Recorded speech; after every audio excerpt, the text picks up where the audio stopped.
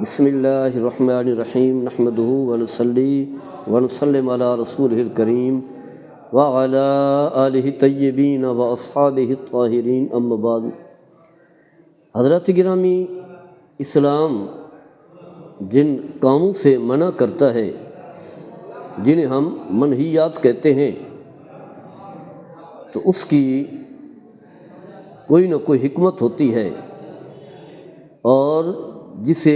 منع کیا جاتا ہے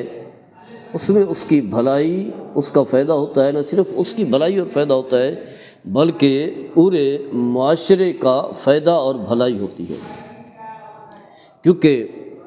اسلام کا کوئی حکم جو ہے حکمت سے خالی نہیں ہے، کیونکہ حکم دینے والی ذات جو ہے وہ تو اللہ کی ذات ہے، اور اللہ جو ہے وہ حکیم ہے۔ تو الحکیم لا یخلو عن الحکمہ، حکیم کا کوئی حکم جو ہے وہ حکمت سے خالی نہیں ہوتا۔ اللہ تعالیٰ نے سود سے جو منع کیا ہے اور سب سے بڑا گناہ قرار دیا ہے، ایسا گناہ کہ ماں سے ایک سے زائد مرتبہ زنا کرنے کا جو گناہ ہے اس سے بھی زیادہ گناہ قرار دیا، اور پھر کہا گیا کہ فَإِن لَمْ تَفْعَلُوا فَأَذَنُوا بِحَرْبٍ مِّنَ اللَّهِ وَرَسُولِهِ۔ فرمایا لوگوں اگر تم اس سے باز نہیں آئے تو پھر اللہ اس کے رسول کے خلاف اعلان جنگ کے لیے تیار ہو جاؤ۔ اور بہت بڑا گناہ ہے، پورے عنوانات علماء نے جو ہے ذکر کیے ہیں، قرآن حدیث میں پوری تفصیل کے ساتھ جو ہے احکام بیان ہوئے، نہ صرف سود کھانے والا بلکہ کھانے والا، کھلانے والا، دینے والا، لینے والا، اٹھانے والا، گواہ بننے والا، حمایت کرنے والا، سارے اس گناہ کے برابر کے شریک ہیں۔ اتنا یعنی اس کی جو ہے وہ سخت وعید ہے، بہت بڑا گناہ ہے۔ اور منع اس لیے کیا گیا ہے کہ سود کھانے والا جو ہے نا وہ بھی زیادتی اور ظلم کر رہا ہوتا ہے، سود دینے والا اور لینے والا دونوں، یعنی کھانے والا اور کھلانے والا دونوں جو ہے ایک معاشرے میں برائی اور بدی کو جو ہے عام کر رہے ہوتے ہیں۔ لیکن ہمارے ہاں یہ چیز عام ہے، کسی کو کوئی پرواہ ہی نہیں ہے کہ اس کے کیا نقصانات ہیں۔ تو یہ ایک واقعہ ہوا چند دن پہلے، ایبٹ آباد کا علاقہ ہے، کاغان کالونی، وہاں کاشف نامی ایک شخص ہے جو آن لائن جو ہے ٹریڈنگ کرتا ہے، آن لائن کاروبار کرتا ہے۔ آن لائن کاروبار بھی ایسے ہی جو ہے فرضی ہے، فراڈ پر مبنی ہے، اس کی کوئی بنیاد نہیں ہے، تو جس کی وجہ سے اس کے اوپر جو ہے لوگوں کا قرض چڑھ گیا۔ اب قرض اتارنے کے لیے اس نے کیا طریقہ اختیار کیا؟ اس نے پہلے بھی غلط طریقے سے کام کر رہا تھا، یعنی تجارت جو ہے وہ غلط طریقے سے تھی، حرام طریقے سے تھی۔ اب اس نے جو ہے اس قرض اتارنے کے لیے کسی قاری صاحب سے جو گاڑیوں کا کاروبار کرتا تھا، اس سے جو ہے اس نے کوئی 50 لاکھ لے لیے یا 60-70 لاکھ جو اس نے لے لیا، تو اس کے اوپر جو ہے وہ سود چڑھ گیا، کیونکہ سود تو ہمارے ہاں بہت زیادہ ہے، سود بہت زیادہ ہے، خاص کر جو پرائیویٹ ہے سود، اس کا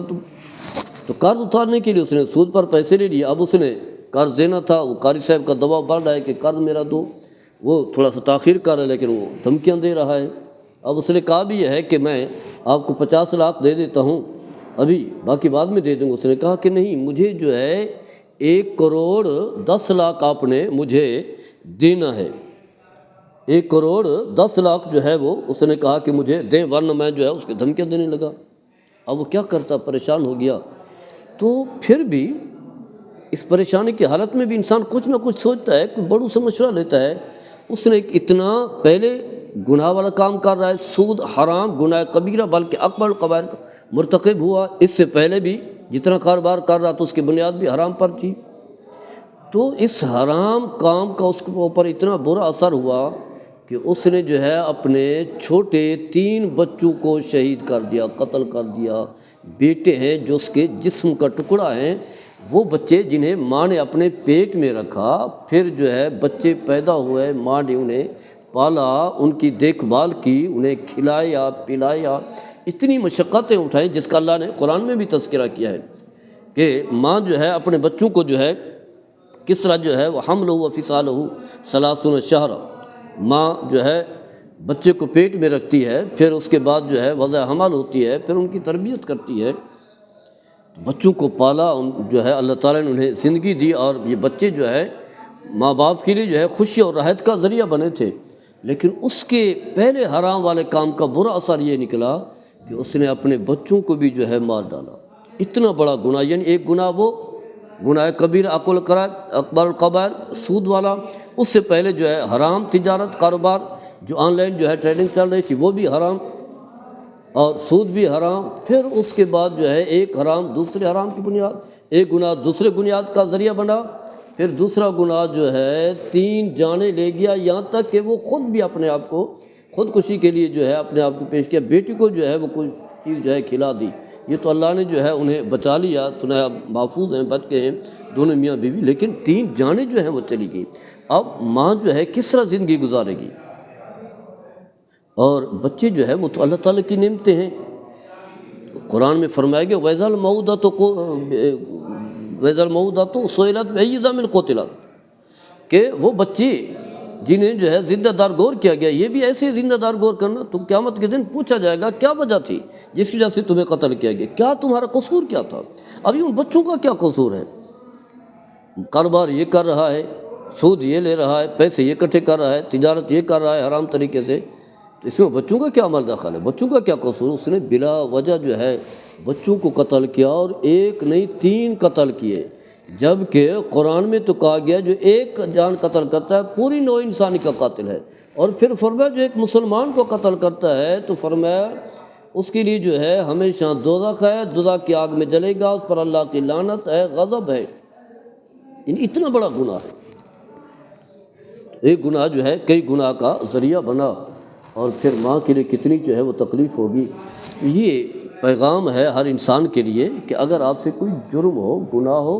فوری طور پر اللہ کی بارگاہ میں توبہ کریں۔ اس طرح کے کاموں سے تو ویسے ہی بچیں، سود سے تو بچیں، چاہے وہ سادہ زندگی ہو، کبھی کھانے کو ملے کبھی نہ ملے، بچوں بھی چاہے وہ پریشانی میں گزریں، لیکن کوئی بات نہیں، اللہ تعالیٰ نے رزق کا وعدہ کیا ہے، تھوڑا یہ زیادہ اللہ کا حکمت کے تحت ہے، تو ایسا قدم نہ اٹھائیں کہ جس کی وجہ سے آپ اپنے بچوں کی جانیں لینے پر مجبور ہو جائیں، خودکشی کریں۔ اب یہ بچے زندہ ہوتے اور ان کی اچھے طریقے سے تربیت کی جاتی تو یہ بچے جو ہے ماں باپ کے لیے صدقہ جاریہ بن جاتے۔ حدیث پاک میں آتا ہے، رسول اللہ صلی اللہ تعالیٰ علیہ وسلم نے فرمایا جب انسان اس دنیا سے چلا جاتا ہے اعمال کا سلسلہ منقطع ہو جاتا ہے، فرمایا ان میں سے 3 اعمال ایسے ہیں کہ اس کا ثواب جو اسے ملتا رہتا ہے، ان میں سے فرمایا والدین صالح یدعو لہ، جو نیک اور صالح اولاد چھوڑ کر کے جاتا ہے جو اس کے حق میں مغفرت و بخشش کی دعا کرتے ہیں۔ اگر یہ ایسا قدم نہ اٹھاتا تو یہی بچے بڑے ہوتے اور پھر نمازیں پڑھتے، مسلمان ہیں نا، مسلمان گھرانے میں پیدا ہوئے تو نمازیں پڑھتے اور رجوع کہتے ربنا اغفر لی ولوالدی، یا اللہ تو مجھے بھی بخش دے، میرے ماں باپ کو بھی بخش دے، یا پھر کیا کہ دعا کرتے کہ رب ارحمہما کما ربیانی صغیرا، یا اللہ تو میرے ماں باپ پر جو ہے رحم فرما جس طرح کہ انہوں نے مجھے پالا جب کہ میں بچہ تھا۔ تو ایک نہیں 3 بچے جو ہے مغفرت و بخشش کا ذریعہ بنتے، لیکن احساس ہی نہیں، دنیاوی خواہشات ہے، مادہ پرستی ہے، اور اس کے علاوہ جو ہے افسوس ہوتا ہے کہ کیسے لوگوں کو جو ہے ایسے غلط لوگوں کو جو ہے بچوں کے رشتے دے دیے جاتے ہیں، اس ماں کے لیے کتنی تکلیف ہوگی، پھر اس بچوں کے ساتھ کئی رشتے جڑے ہوئے ہوں گے، کسی کے بھانجے ہوں گے، کسی کے بھتیجے ہوں گے، کسی کا کوئی رشتہ ہوگا، وہ کئی لوگ جو ہیں اس ایک آدمی کے غلط قدم اٹھانے کی وجہ سے جو ہے کئی لوگ اذیت و تکلیف میں ہوئے۔ اللہ تعالی ہم سب کو ایسے لوگوں کے شر سے محفوظ و معمور فرمائے۔ وما علیہ البلاغ۔